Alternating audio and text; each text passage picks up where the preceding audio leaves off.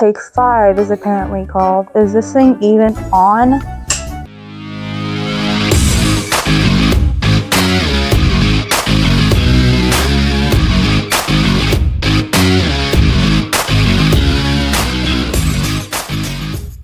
Hi everyone, welcome back. As some of you may know, in 2025, I challenged myself to watch 100 movies that I hadn't seen before, and today I'm going to rank them all. Just a reminder that this year was about catching up on movies that I had missed out on and just completely flew under the radar for me. So this isn't a movies that came out in 2025 ranking. This is movies that I watched for the first time. Only 26 of these movies actually came out in 2025. I'm making this 2 parts because I already recorded most of this video. On some of these, I have a lot to say, and there's some that I have very, very little to say because this was over the course of a year. So there's some of these movies, especially in the midsection, that I just don't remember very well what happened in them. However, I do remember how every movie made me feel upon completing it. So I am confident in the accuracy of this ranking. Also, like, the driving force of me actually watching 100 movies is that I had this little project. I crochet, and every color is a different genre.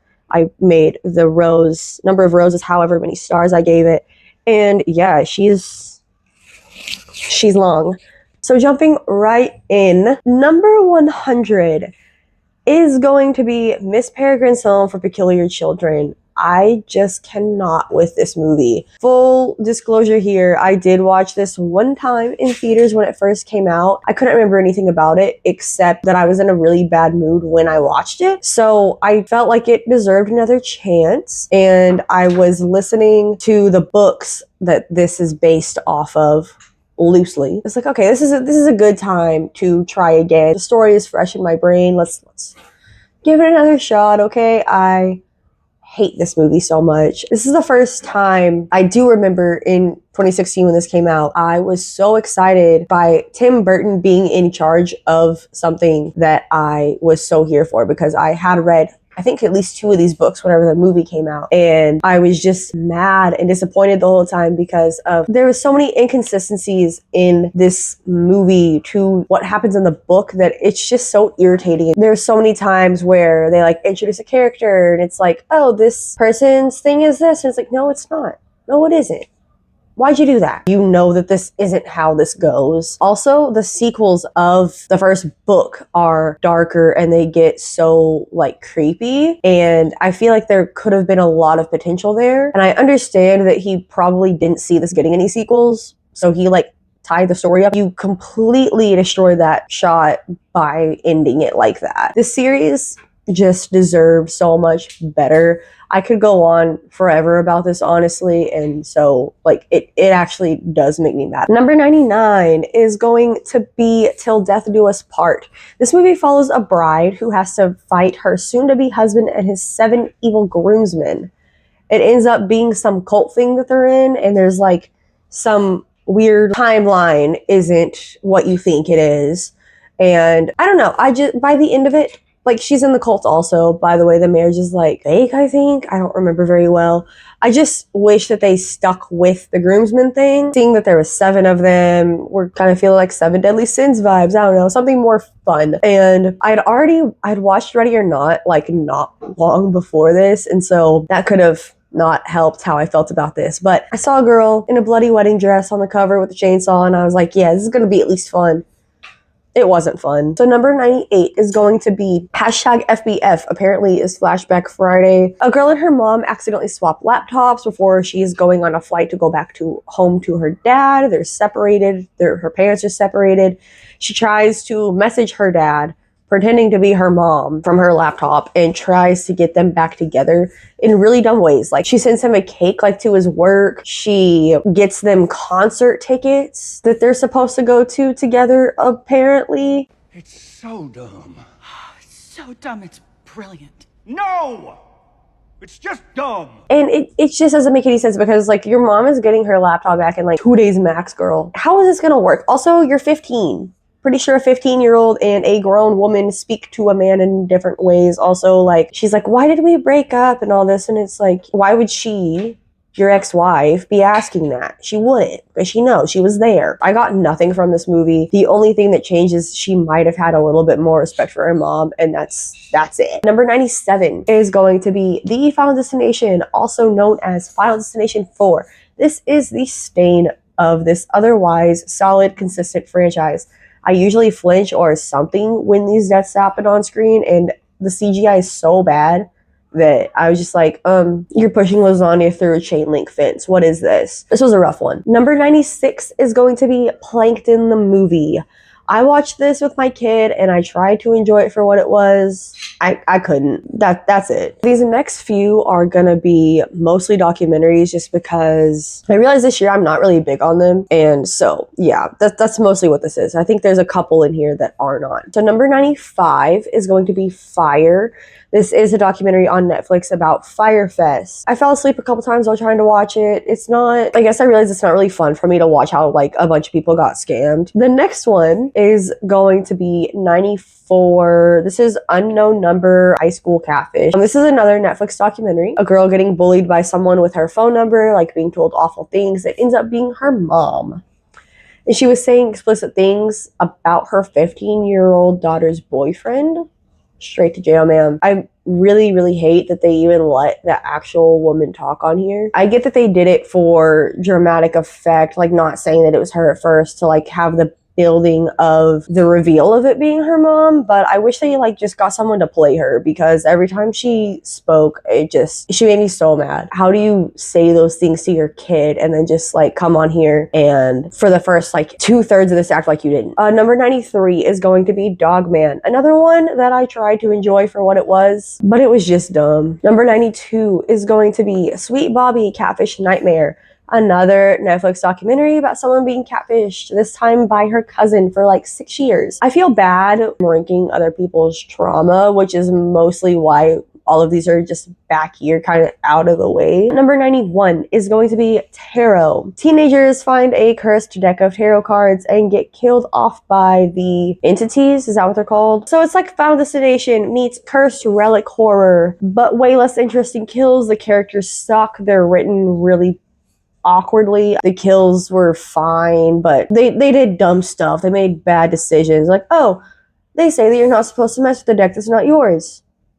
Hey, let's mess with this deck that's not ours. Number 90 is going to be Sparks Brothers. This is going to be the last documentary on here. This is a documentary by Edgar Wright about the band The Sparks, showing their resilience and experimentation with different genres. The way this was done and edited was more engaging than the other documentaries that I watched, so that's why it's going here. Number 89. This is one I feel bad putting all the way back here, but this is gonna be Fistful of Fingers. This is Edgar Wright's first movie. The only place that I could find to watch this was on YouTube, so it feels very student film, and it's not bad.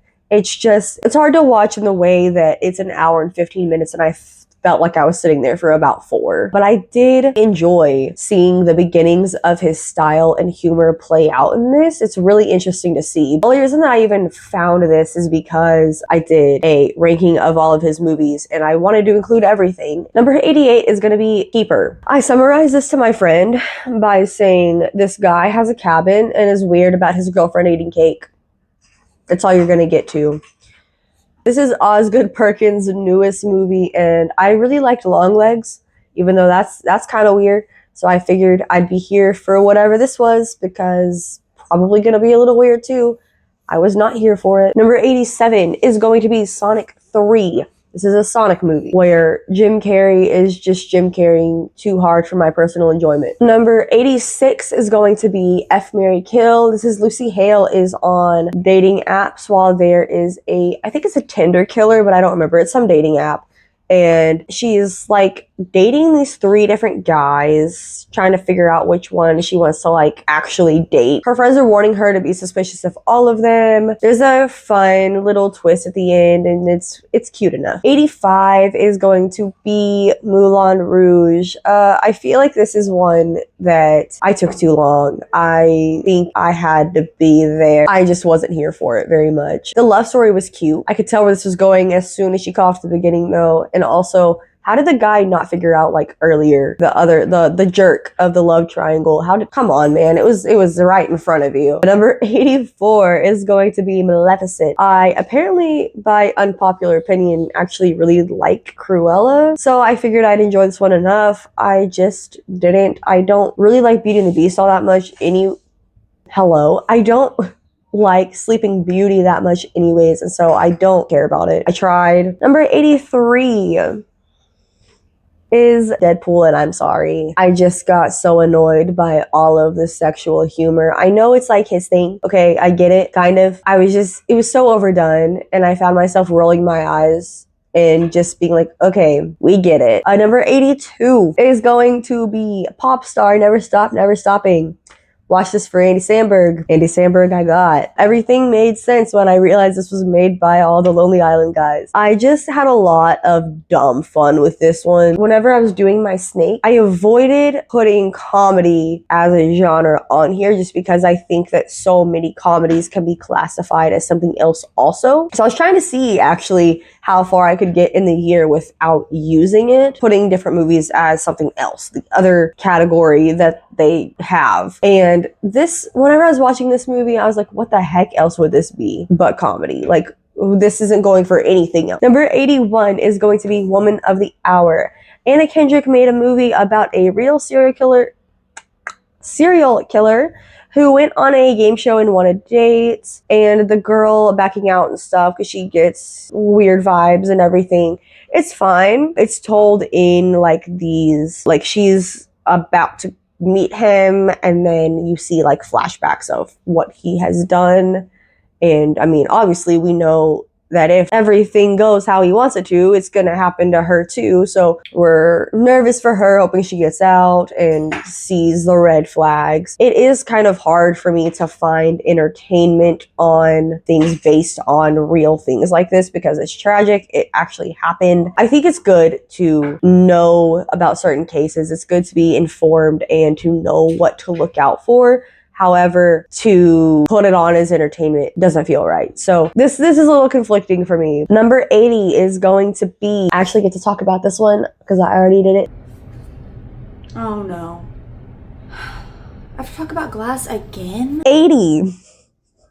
Sorry, this is the second time I'm filming this. Number 80 is Glass. And as a movie on its own is totally fine, okay? Kind of. But as a follow-up to Unbreakable and Split, what was this? This is probably the most disappointing thing I've watched all year, I think. If I had to guess, it's up there. Drowning in a damn puddle. Are you kidding me? At this point, I'm wondering, like, can Bruce Willis shower?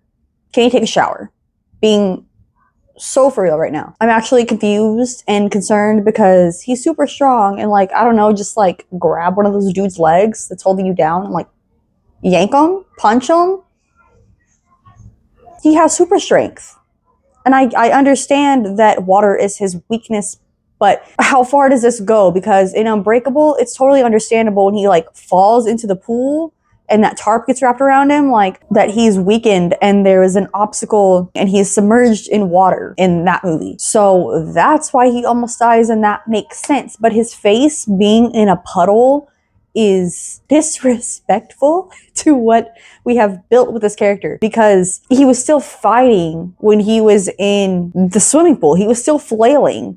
You could flail with your face in a puddle, right? If I remember correctly, I might not because I watched Unbreakable for the first time like in February or March, so we'll get there. His weakness to water, like as a kid, he was like at the pool at the school and they were like dunking him, or he might not have been dunked, but he was submerged in water still when the incident happened with him like almost drowning and dying. So if it wasn't for this movie would be fine. It's only right here and not like number 90 something because up until this point this movie was okay, and then we just kill Bruce Willis with a puddle. Now you lost me. Number 79 is going to be Ma. A grown lady buys alcohol for and lets teens party in her basement. That seems safe, right? Clearly this doesn't end well. There's some pretty neat violence stuff that goes on in here. I came for the fun. Fun was had. Mission accomplished. This was fine. Not good, but fine. Number 78 is going to be Venom: The Last Dance. I'm not gonna lie, I don't remember hardly anything about this movie. It's another Venom movie, but I put it off because I was worried I wouldn't really like it. I heard enough sentiments of if you got enough enjoyment from the first two, you'll get enjoyment with this one. And I think the second one was like kind of losing me at parts. So this one just, I wasn't here for it. 77. This is one where I feel a little mean, and that is going to be Now You See Me 3, Now You Don't. I don't really like installments of franchises that feel like we're passing the torch, and this felt like that, except in a very, very forced way. You have this girl who's clearly the younger version of this guy, and this guy who's clearly the younger version of this. I usually don't notice dialogue struggles because I'm not a writer. I couldn't do better, but parts of this were painful for me to get through. We don't need a character in the movie telling us that these interactions are awkward. I think that was the first time that I was watching this and I was like, I get it. We know. We don't need you to tell us. We can feel the tension here. We don't need it put into words. I have enjoyed seeing our new lead. I don't know his name, like the actor's name, but he is in Detective Pikachu and he's in Dungeons and Dragons. I have enjoyed seeing him grow as an actor. I was thinking that while I was watching this. That one scene with them in that cool room, like out magicking each other, that was pretty cool. And then I always like whenever the twist is revealed and they show how they did everything. That was still a good fun thing to have. Other than that, I didn't really like this one. 76 is going to be WALL-E. This is another movie that I did watch in theaters one time. Whenever it came out, I was probably like 10 or 11. I didn't like it. I decided to give it another chance and I didn't hate it this time, but I still don't love it as much as everybody else seems to. The robots are cute. Number 75 is going to be Dead Silence. Let me tell you, I watched this because I wanted to be scared. I'm actually creeped out by dummies, puppets, dolls, like anything like that. It's mostly like their dead eyes, and then with dummies, it's like their mouth slot things. I don't like it. They freak me out. I didn't even like whenever these dummies were in Toy Story 4 and how they awkwardly moved. It was terrifying. And I remember always seeing this cover at the rental store when I was younger, and I would like look down, duck, walk faster, and try not to let my brothers see that I was afraid of it, because if they did, they would have absolutely got that cover and put it right in my face. The story of Mary Shaw is cool enough. That opening scene was pretty brutal, and then we never really get there again. Also, the scariest part in this movie was Donnie Wahlberg's lines, because what was that? My favorite line of his is whenever he's about to get in, he's a detective, by the way, and he's suspicious of this guy, thinks that he murdered his girlfriend, but it was actually the puppet was possessed. And anyways, he's about to go chase him in his cop car, and he's like, "Don't make me chase you. I don't have a full tank of gas." And I was like, "Oh, all right." Why is that a line? Also, I feel like that would make me feel more inclined to take off. Anyways, okay, I'm done. Number 74 is Coco. Am I dead inside? I don't know. This movie was okay. I knew that there was a twist going in, and I knew what it was, but then once like the movie was playing out, I was very confused about how that would work. So I did have fun finding out all of that and watching that unravel. Number 73 is going to be Die My Love. And I tried to like this movie more. There are parts of this that are relatable, parts that I liked. Specifically, her flipping off her husband who is somehow sleeping while the baby is crying and the dog is barking. Felt that. And when she's talking to his sister, who is being just super unhelpful, I understand the reasoning of telling the story broken up and everything, and some of it not being real because she's hallucinating actively. There are things that are real and things that are not real, and I get that it's trying to convey that and wants us to feel the same way.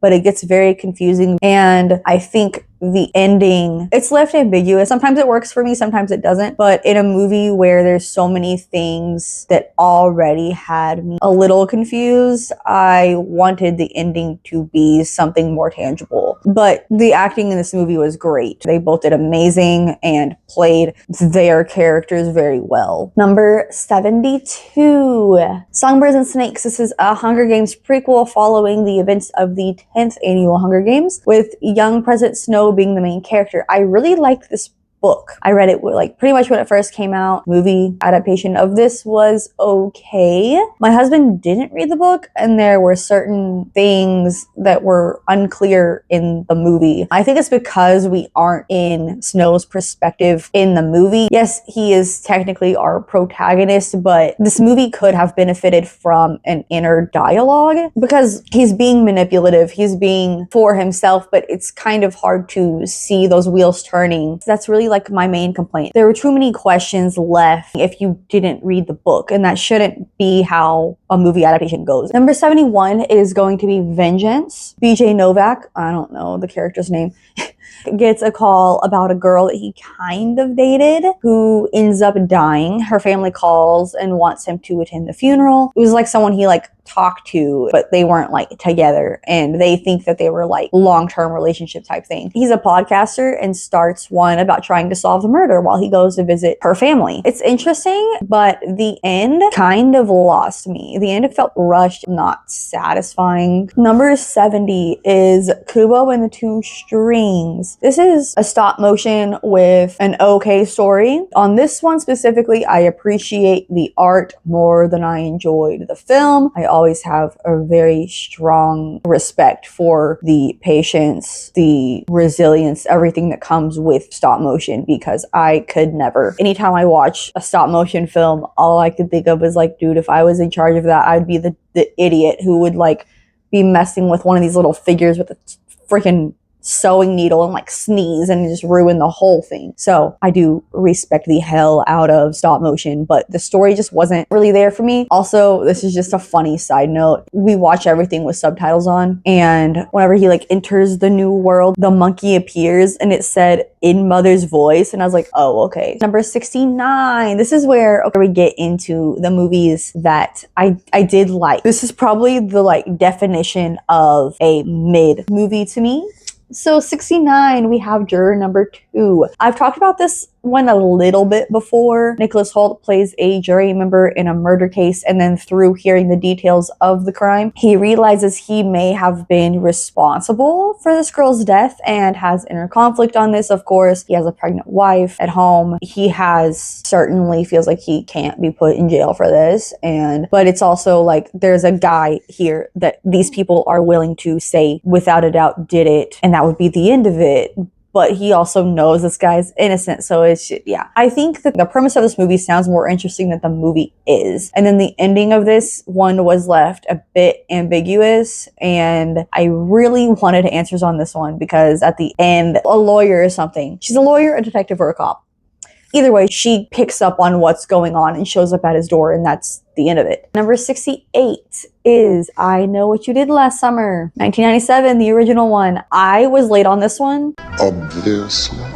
I think that is what killed it for me, is as I was watching it pretty much the whole time, I really felt like I just had to be there. It was okay. I haven't watched the other ones. From what I have heard, they only get worse from here. So I can't say that I'm excited to watch them or have plans to watch them anytime in the near future. Number 67 is The Ritual. This is a fun little cult luring a group of guys to be sacrificed in the woods kind of movie. Those are always fun. That's all I have to say about it, actually. I thought I had more to say. That's all I put. Number 66 is going to be Death of a Unicorn. I wanted more. This was okay. It got a few laughs and there was some fun to be had. I thought that once the horror elements kicked in, it could have more brutal kills. I think we would have benefited from that. I was excited to watch it and then kind of let down. Number 65 is going to be Conclave. The Pope dies and we get to see the process of them selecting the next one.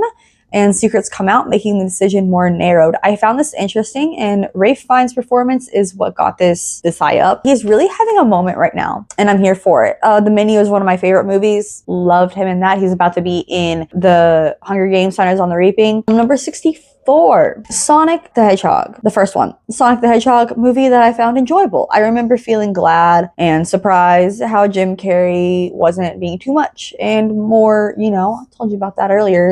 It became too much. Next we have Sonic 2. Sonic movie I enjoyed slightly more than the first one, mostly because Tails is my favorite.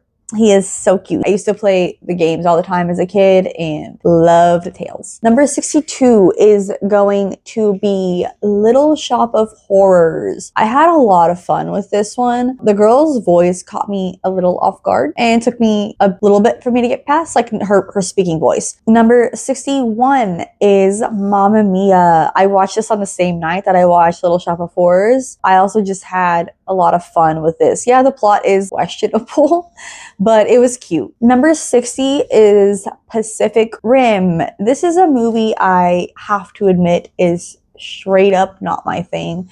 I found it fine for what it was. This is my husband's favorite movie. This is my least favorite kind of movie, is the kaiju, sci-fi, robots. I'm not here for it. 59, Edgar Wright's The World's End. Again, sci-fi. Not here for it. I was enjoying the dynamics of this friend group and our chaotic lead, who was super stressful to watch, who never really grew up and clearly in alcoholism, and then blue stuff started coming out of people and you lost me. Now we're getting into the movies that I found more enjoyment in. Number 58 is Damsel. This is Millie Bobby Brown. She has to convince a dragon she is not the heir of its enemies. I liked it. 57, Carry On. I guess we could actually call like this little group, besides The World's End, this little grouping here is called Movies My Husband Put On. Carry On, a fun enough action adventure movie. I had no idea what to watch. One night I was sitting there scrolling, brain not working, and I knew I needed to watch a new movie and I just couldn't pick a mood